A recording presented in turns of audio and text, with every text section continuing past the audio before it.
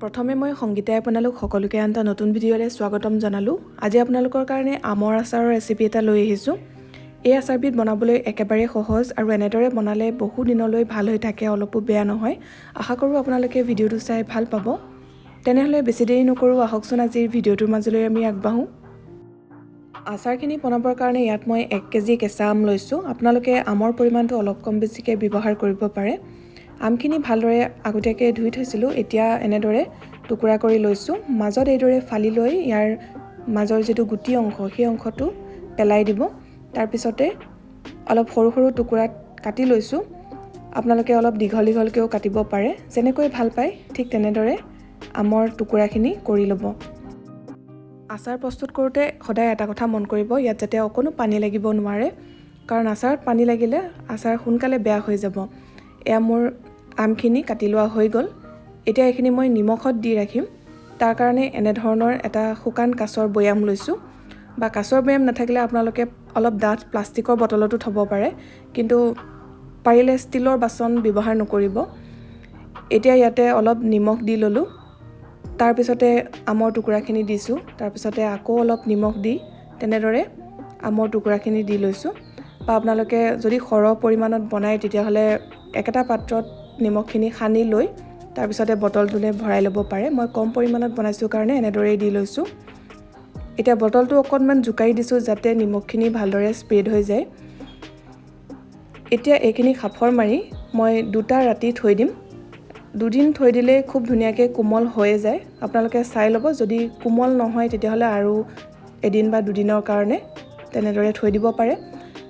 কিন্তু মাজে মাজে বটলটো আপোনালোকে এনেদৰে জোকাৰি থাকিব, তেতিয়া নিমখ পানীখিনি আমখিনি গাত ধুনীয়াকৈ লাগিব আৰু সোনকালে কোমল হ'ব। এয়া মই 2 ৰাতিৰ পিছত দেখুৱাইছোঁ। দেখিছে ৰংটো সলনি হৈ পৰিছে আৰু আমখিনিও ভালদৰে কোমল হ'ল। এতিয়া মই ৰ'দত দি ল'ম। তাৰ কাৰণে এখন চালনীলে এনেদৰে আমখিনি উলিয়াই লৈছোঁ আৰু ভালদৰে মেলি ল'ম। যদি আপোনালোকে কেঁচা বা পকা জলকীয়া ইয়াতে ব্যৱহাৰ কৰিব বিচাৰে তেতিয়া এইখিনি সময়তে ভালকৈ ধুই ৰ'দত শুকুৱাই ল'ব। মই ইয়াত এটা ভোট জলকীয়া দিছোঁ। ভোট জলকীয়া দিলে আচাৰৰ গোন্ধটো খুব ধুনীয়া হয়, লগতে জ্বলাটো হয়। মই পিছত আকৌ শুকান জলকীয়া ব্যৱহাৰ নকৰোঁ। চোকা ৰ'দ হ'লে আমখিনি এদিন শুকুৱালেই হৈ যায়। মই এদিনৰ কাৰণেই শুকুৱাই লৈছোঁ। ইয়াত যাতে অকণো সেমেকা ভাৱ নাথাকে সেইটো মন কৰিব। জোখতকৈ বেছিকৈ যদি শুকুৱাই পেলাই তেতিয়াহ'লে আচাৰখিনি পিছত টান টান হয়, খাবলৈ ভাল নালাগে। এনেদৰে অলপ সময় ৰ'দোৱাৰ পিছত মই এইটো ছাইড কৰি দিছোঁ যাতে সোনকালে শুকাই যায়, আৰু লগতে জলকীয়াটোও এইদৰে কাটি দিলোঁ।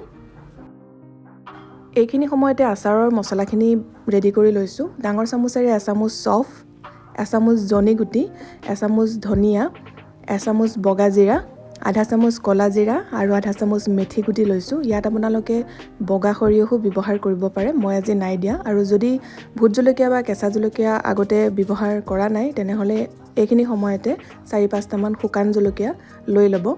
এতিয়া কেৰাহীখন গৰম হোৱাত ইয়াতে মই মছলাখিনি দি দিলোঁ। মছলাখিনি এতিয়া কম জুইত অকণমান সময় ভাজি ল'ম, ইয়াৰ সেমেকা ভাৱটো নোহোৱা হোৱালৈকে।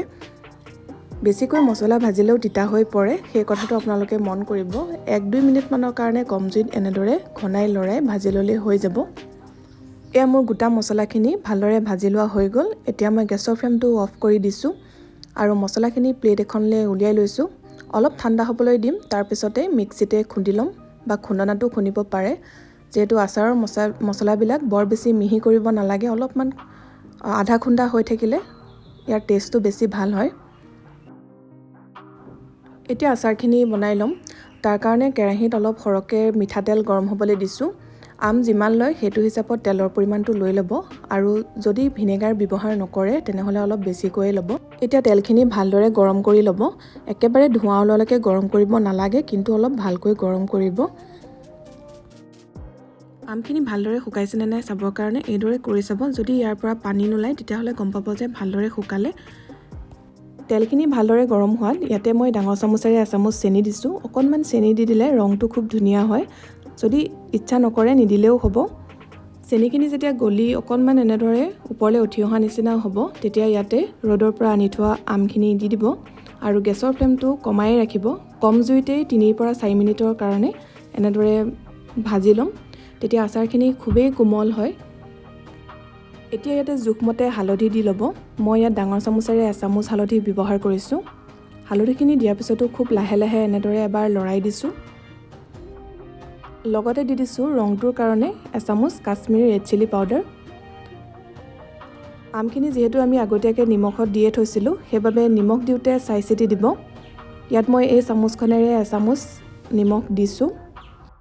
এনেদৰে কম জুইত 2 মিনিটমান ভাজি লোৱাৰ পিছতে ইয়াত যোগ কৰি দিছোঁ আচাৰৰ মছলাখিনি। মছলাখিনি দিয়াৰ পিছতো 1 মিনিটমানৰ কাৰণে কম জুইতে ভাজি থাকিম। মুঠতে 3 পৰা 4 মিনিটমানৰ কাৰণে ভাজিলেই হৈ যাব। ইয়াতকৈ আৰু ভাজি থাকিব নালাগে। যদি আপোনালোকে ভিনেগাৰ দিব খোজে, ডাঙৰ চামুচেৰে 2 চামুচৰ জোখত ভিনেগাৰ এইখিনি সময়তে দি ল'ব পাৰে। এয়া আমাৰ আচাৰখিনি হৈ গ'ল। এতিয়া মই গেছৰ ফ্লেমটো অফ কৰি দিছোঁ আৰু সম্পূৰ্ণৰূপে ঠাণ্ডা হ'বলৈ দিম। তাৰপিছতহে বটললৈ ভৰাই ল'ম। মই আচাৰখিনিত যিহেতু ভিনেগাৰ দিয়া নাই, সেইবাবে তেলৰ পৰিমাণটো অলপমান বেছিকৈ দিছোঁ, তেতিয়া আচাৰখিনি সোনকালে বেয়া নহয়। এয়া সম্পূৰ্ণৰূপে ঠাণ্ডা হোৱাৰ পিছত আপোনালোকক দেখুৱাইছোঁ। দেখিছে কালাৰটো কিমান ধুনীয়া লাগিছে।